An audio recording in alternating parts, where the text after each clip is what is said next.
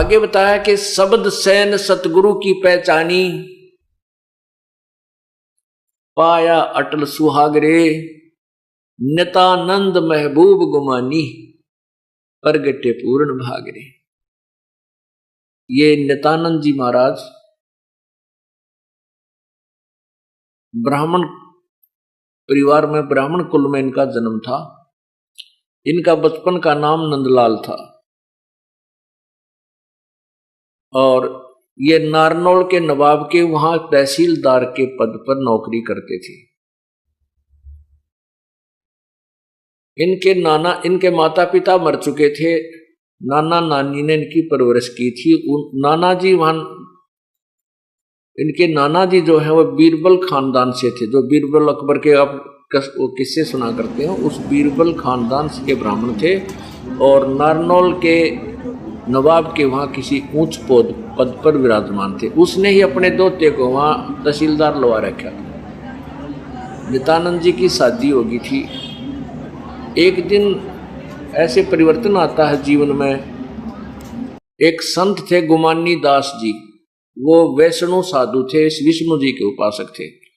उन्होंने ऐसे ही जहां नित्यानंद जी अर्थात ये नंदलाल तहसीलदार जी अपने मकान में रहा करते थे, उसके साथ में किसी के घर में सत्संग था। अब वो तो उस समय पहले तो ब्राह्मण, ऊपर से फिर इतनी बड़ी पोस्ट तहसीलदार। आज तो डीसी को भी इतना महत्व नहीं है, पहले तहसीलदार को इतना महत्व हुआ करता था। तो दूसरे के घर में जाओ तो अपनी बेइज्जती मानना। उधर से परमात्मा की महिमा के वचन उसके कानों में गिरे, क्योंकि वो पुण्यात्मा थी। तो एकदम वो फड़क के छत पर आ बैठा, वहां कुर्सी डालकर बैठ गया। छत पर गर्मियों के दिन थे, सारा सत्संग सुना। शेष रात उसने नींद नहीं आई। अब उस नित्यानंद जी ने सोचा, नंदलाल तहसीलदार जी ने सोचा कि भाई मैं फिर उन्होंने पता करवा लिया कि महात्मा कहाँ रहता है। पता चला कि यहाँ आधा किलोमीटर 1 किलोमीटर दूरी पर जंगल में इसका आश्रम है। तो नित्यानंद जी ने सोचा भाई नाम तो लेना पड़ेगा, परमात्मा की भक्ति के बिना तो जीवन बर्बाद हो जाएगा। वो उद्देश्य मन में सोच कर फिर ये डरे, शर्म आवे कि वहां नगरी के लोग बैठे पाओगे, नो कहेंगे भाई एक तहसीलदार वहां गया ब्राह्मण होकर दूसरों के पास चरण छूता है, या मान बढ़ाई साथ में मरोड़ी लाग रही। लेकिन उस पुण्य पिछले जन्म के भक्ति के प्रभाव ने नहीं टेकन दिया उसको। उसने अपने आप विचार किया कि मैं सुबह जल्दी चला जाऊंगा, वक्त से सवेरे सवेरे, तब तक नगरी के लोग नहीं जाएंगे, संत से उपदेश लेकर अपना शीघ्र आ जाऊंगा। इस उद्देश्य से घोड़े पर चढ़कर चल पड़ा। उधर से वही संत जी जिसने सिर पर उस्तरा फिरवा रखा था, कचकोला कढ़ा रखा था पूरा, और वो एक शरीर पर केवल एक तहमंद बांधे हुए, गर्मियों के दिन थे, अपने आश्रम से घूमने के लिए रस्ते रस्ते दूर आ रहा था। उधर से ये तहसीलदार नंदलाल जी जा रहे थे घोड़े पर बैठ कर, ब्राह्मण थे। अब उसने देखा नंदलाल जी ने कि सामने एक व्यक्ति आवे, कति उस तरह फिराए। तो पहले सौन कसौन ज्यादा, सुकन अपसुकन गणे मान्या करते हैं ब्राह्मण लोग, तो गणे बहुत ज्यादा। तो उसने देखा कि मैं तो जा रहा था आज अपने जीवन का एक नया सफर शुरू करने के लिए, और ये मनहूस कहां से आ गया। तो उस तरह फिरवाए इसे। अब वापस जाना उचित नहीं समझा कि ये समय बार बार नहीं मिलता, नाम तो आज लेकर आऊंगा। और उसने अपने हिसाब से सोचा कि इसके सिर में 2-3 ऐसे मार देता हूं, ये सुकून खत्म हो जाएगा। उस संत के निकट जाकर घोड़ा रोक लिया ने बोला, रे कम वक्त, मैं तो आज एक बहुत शुभ काम के लिए जा रहा था, तू कड़े सुबह सुबह सिर माथे लगा, उसका 2-3 मारे सिर में, नु किताब रहा तू यहाँ पर। यूं कहकर फिर घोड़ा लेकर आश्रम की तरफ चल पड़ा। और वो संत ने देखा, अच्छा मूर्ख आदमी रही हो, दिखा था कोई अच्छा अधिकारी, शिक्षित, पढ़ा लिखा सभ्य व्यक्ति, इसने मेरे सिर में मारे, अच्छा मूर्ख। अब संत के साथ तो 100 टकराया करें, इसे वो को नहीं ध्यान दिया करें, चल भाई आगे न चल पड़ा। संत जी अपना घूमने चले गए, वो संत जी के आश्रम की तरफ चला गया। वृक्ष का घोड़ा बांध दिया। वहां जाकर पूछा भी महात्मा जी कहाँ हैं। वहां रहने वाले सेवकों ने बताए, आ जाओ भाई बैठ जाओ। अभी आ जाते हैं। घूमने फिरने गए, स्नान करने गए। अब संत जी घूम फिर के स्नान करके नहर में, नदी में, और आकर उस अपने आसन पर बैठे जहां वही व्यक्ति घोड़े पर बैठा हुआ था, वो आसन से 4 फुट की दूरी पर बैठा रखा। सेवकों ने कहा, जा भाई यहां बैठ जा, महाराज जी यही आएंगे। अब संत जी ने आके देखा, यू तो वो बैठा भाई जिसने तेरे सिर में टोले मारे थे ऐसे करके। अब देख लिया उस नित्यानंद जी ने भी, ये तो वही महात्मा है जिसके लिए तने बकवाद की थी।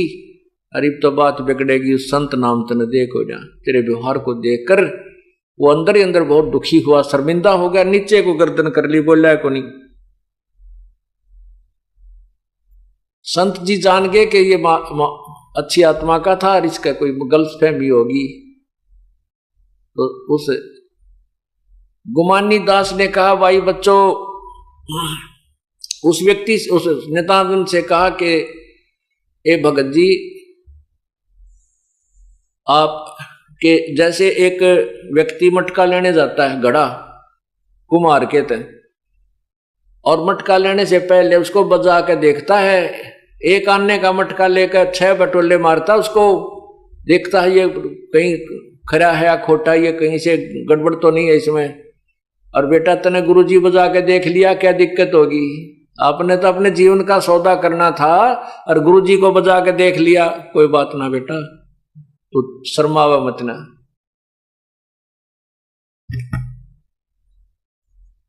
नित्यानंद जी और नंदलाल जो तहसीलदार जी थे, महात्मा के चरणों में गिर गए कि हे दीनदयाल, आप सचमुच दयालु हैं, आपने मुझे माफ कर दिया। नहीं, मेरा ये दुष्कर्म माफ करने अक्षमा योग्य नहीं था।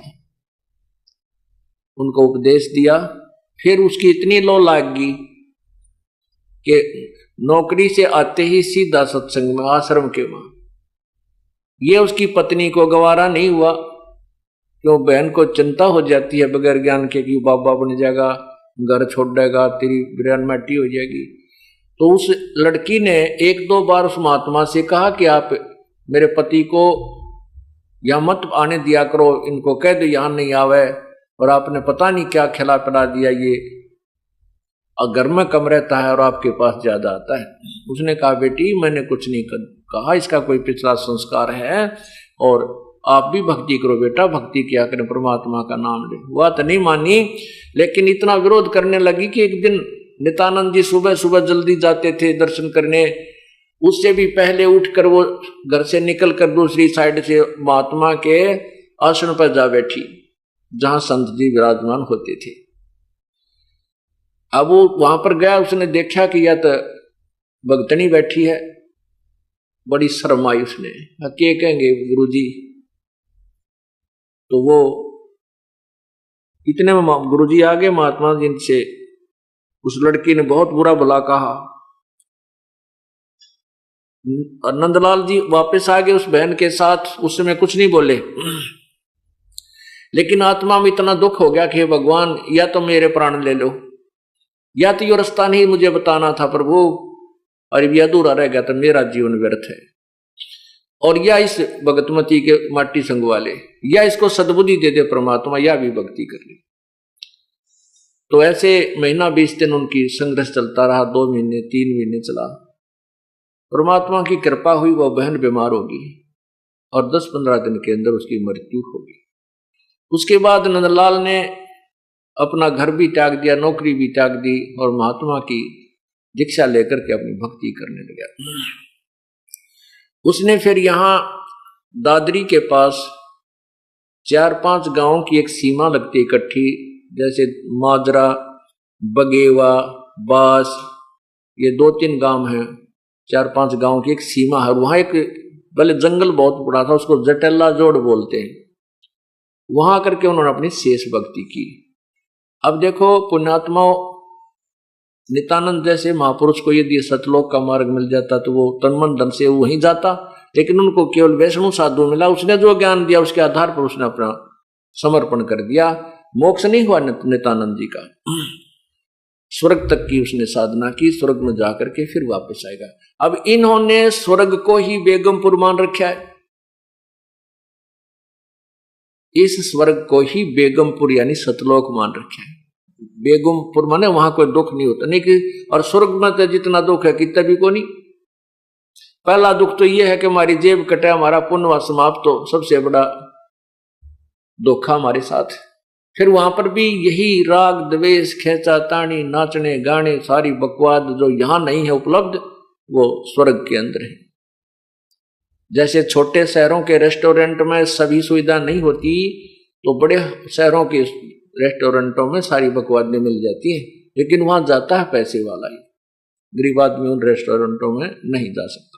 इसी प्रकार ये स्वर्ग रूपी और महास्वर्ग रूपी जो रेस्टोरेंट हैं, यहाँ पर उस राम नाम के वो धनी जाते हैं जिनकी कमाई गणी है, और वहां पर अपने पुण्य को खत्म करके फिर 84 लाख योनि में आ जाते हैं। ये सिलसिला केवल सतलोक में जाने से ही समाप्त होगा, सचखंड में जाने से समाप्त होगा। उसके जाने की विधि आपको यहां बताई जाती है बरवाला सतलोक आश्रम में, और उसी से हम इसका छुटकारा पाएंगे। तो उस समय अब उस नित्यानंद जी महाराज ने क्या कहा था कि ब्राह्मण कुल में जन्म था मैं करता बहुत मरोड़, और गुरु गुमानी दास ने दिया कुबद गढ़ तोड़। ओए आज हम छोटे सी कोई पोस्ट मिल जाती है, थोड़ा सा धन हो जाए, एक कोठी और कार हो जाती है, तो हम फूले नहीं समाते। जैसे समाज के हिसाब से उच्च जाति में जन्म हो जा और फिर धन चोखा हो जा, बढ़िया कोई पोस्ट या पैसे की व्यवस्था घनी हो जा, तो घनी मरोड़ हो जाती है हमारे अंदर। आज से 250 वर्ष 300 वर्ष पहले जब नित्यानंद जी थे, उसमें ब्राह्मण जाति को एक विशेष आदर दिया जाता था, छोटे से बालक ने भी दादा कहा करते।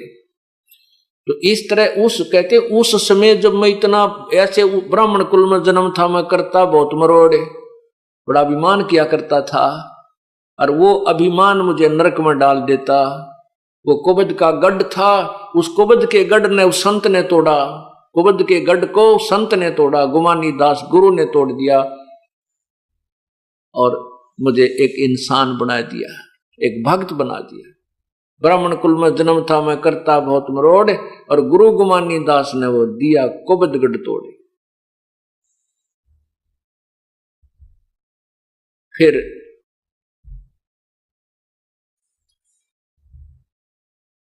वो नित्यानंद जी अपनी जैसी साधना की वो अपने करके चले गए। उससे हमने सभी ने ये शिक्षा लेनी है। अब देखो, एक बच्चा किसी कोर्स में दाखिला ले रहा है, प्रवेश पा लिया, एक ने किसी कोर्स में पा लिया, जो जैसा कोर्स करेगा उसको उस वैसा ही बेनिफिट मिलेगा। तो हमने पूर्ण परमात्मा की प्राप्ति करनी है, उसके लिए जो ट्रेनिंग, उसके लिए जो कोर्स है वो इस सतलोक आश्रम बरवाला और क्रोथा में कराया जाता है।